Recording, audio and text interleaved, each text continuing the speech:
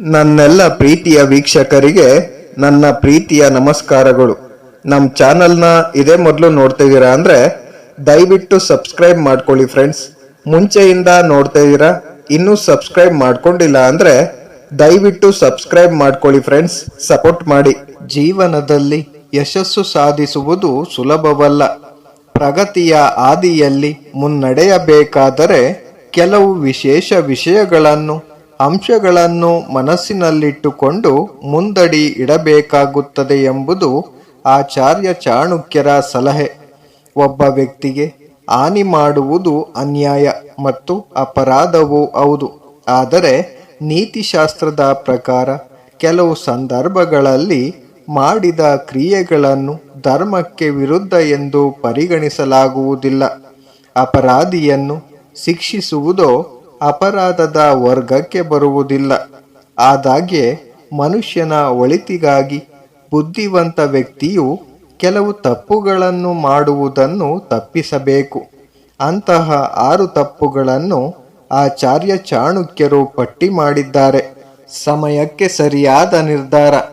ಲೌಕಿಕ ಮತ್ತು ರಾಜಕೀಯ ತಿಳುವಳಿಕೆಯು ವ್ಯಕ್ತಿಯ ಭೌತಿಕ ಬೆಳವಣಿಗೆಗೆ ಕಾರಣವಾಗುತ್ತದೆ. ಆದಾಗ್ಯೇ ವ್ಯಕ್ತಿಯು ತಿಳುವಳಿಕೆ ಉಳ್ಳವನಾಗಿದ್ದರೆ ಮತ್ತು ಸರಿಯಾದ ಸಮಯದಲ್ಲಿ ನಿರ್ಧಾರವನ್ನು ತೆಗೆದುಕೊಳ್ಳದಿದ್ದರೆ ಎಲ್ಲ ಜ್ಞಾನ ಮತ್ತು ತಿಳುವಳಿಕೆಯು ನಿಷ್ಪ್ರಯೋಜಕ. ಆದ್ದರಿಂದ ಒಬ್ಬ ವ್ಯಕ್ತಿಯು ಸಮಯಕ್ಕೆ ಅನುಗುಣವಾಗಿ ಯಾವುದೇ ಪರಿಸ್ಥಿತಿಯಲ್ಲಿ ಯಾವುದೇ ನಿರ್ಧಾರವನ್ನು ತೆಗೆದುಕೊಳ್ಳುವ ಸಾಮರ್ಥ್ಯವನ್ನು ಹೊಂದಿರಬೇಕು. ಮೂರ್ಖನಿಗೆ ಉಪದೇಶ ಬೇಡ. ಆಚಾರ್ಯ ಚಾಣಕ್ಯನ ಪ್ರಕಾರ ಮೂರ್ಖನಿಗೆ ಹೆಚ್ಚು ವಿವರಿಸಿ ಜ್ಞಾನವನ್ನು ನೀಡುವುದರಿಂದ ಯಾವುದೇ ಪ್ರಯೋಜನವಿಲ್ಲ. ಈ ಪ್ರಯತ್ನಕ್ಕೆ ಹೊರಟರೆ ಅದರಿಂದ ಸಜ್ಜನ ಮತ್ತು ಬುದ್ಧಿವಂತ ವ್ಯಕ್ತಿ ಮಾತ್ರ ಅದರಿಂದ ನಷ್ಟವನ್ನು ಅನುಭವಿಸಬೇಕಾಗುತ್ತದೆ. ಉದಾಹರಣೆಗೆ ಮಂಗ ಮತ್ತು ನೇಕಾರ ಹಕ್ಕಿಯ ಕತೆ. ಮೂರ್ಖ ಕೋತಿಗೆ ಮನೆ ಕಟ್ಟಲು ಸಲಹೆ ನೀಡಿದ ನಂತರ ನೇಕಾರ ತನ್ನ ಗೂಡನ್ನು ಕಳೆದುಕೊಳ್ಳಬೇಕಾಯಿತು. ಅತೃಪ್ತರೊಂದಿಗೆ ಇರಬಾರದು. ಆಚಾರ್ಯ ಚಾಣಕ್ಯರ ನೀತಿಶಾಸ್ತ್ರದ ಪ್ರಕಾರ ಅತೃಪ್ತ ವ್ಯಕ್ತಿಯೊಂದಿಗೆ ವ್ಯವಹರಿಸುವಾಗ ಬುದ್ಧಿವಂತ ವ್ಯಕ್ತಿಯು ಸಹ ಕಷ್ಟವನ್ನು ಅನುಭವಿಸಬೇಕಾಗುತ್ತದೆ.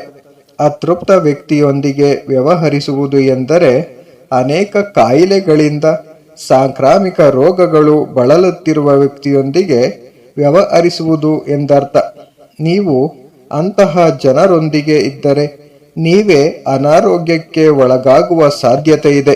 ದಿವಾಳಿ ಆದವರನ್ನು ನಂಬುವುದು ಕಷ್ಟ. ಆಚಾರ್ಯ ಚಾಣಕ್ಯರ ಪ್ರಕಾರ ಸಂಪತ್ತು, ಹಣಕಾಸು ನಾಶವಾದವರನ್ನು ಅಂದರೆ ದಿವಾಳಿ ಆದವರನ್ನು ಹಠಾತ್ತನೆ ನಂಬುವುದು ಕಷ್ಟ. ಅಂಥವರು ತಮ್ಮ ದುಃಖದಿಂದ ಹೊರಬರುವುದು ತುಂಬ ಕಷ್ಟ. ಹೇಗಾದರೂ ನಿಜವಾಗಿಯೂ ದುಃಖಿತರಾಗಿರುವವರು ಮತ್ತು ಕಷ್ಟಗಳಿಂದ ಹೊರಬರಲು ಕಷ್ಟಪಟ್ಟು ಕೆಲಸ ಮಾಡಲು ಬಯಸುವವರು ಅವರನ್ನು ಸಂಪೂರ್ಣವಾಗಿ ಬೆಂಬಲಿಸಬೇಕು. ನಿಷ್ಠೂರವಾಗಿರುವವರ ಜೊತೆಗೆ ಇರುವುದು ಕಷ್ಟ. ಆಚಾರ್ಯ ಚಾಣಕ್ಯ ಹೇಳುವಂತೆ ದುಷ್ಟ ಸ್ವಭಾವದ, ನಿಷ್ಠೂರವಾಗಿ ಮಾತನಾಡುವ ಮತ್ತು ಅಸಭ್ಯವಾಗಿ ವರ್ತಿಸುವ ಸದಸ್ಯರು ಇರುವ ಮನೆಯಲ್ಲಿ ಮನೆಯ ಮಾಲೀಕರ ಸ್ಥಿತಿಯು ಸತ್ತ ವ್ಯಕ್ತಿಯಂತೆಯೇ ಇರುತ್ತದೆ. ಏಕೆಂದರೆ ಅವನು ಪರಿಸ್ಥಿತಿಯ ಮೇಲೆ ನಿಯಂತ್ರಣ ಹೊಂದಿಲ್ಲ ಮತ್ತು ಒಳಗಿನಿಂದ ತೊಂದರೆಗೊಳಗಾಗುತ್ತಾನೆ. ದುಷ್ಟ ಸ್ನೇಹಿತ, ಸೇವಕ ನಂಬಲು ಅರ್ಹನಲ್ಲ. ಚಾಣಕ್ಯ ನೀತಿಯ ಪ್ರಕಾರ ದುಷ್ಟ ಸ್ವಭಾವದ ಸ್ನೇಹಿತ ಅಥವಾ ಸೇವಕ ಕೂಡ ನಂಬಲು ಅರ್ಹನಲ್ಲ. ಅಂತಹ ಜನರಿಂದ ನೀವು ಯಾವಾಗ ಬೇಕಾದರೂ ಮೋಸ ಹೋಗಬಹುದು.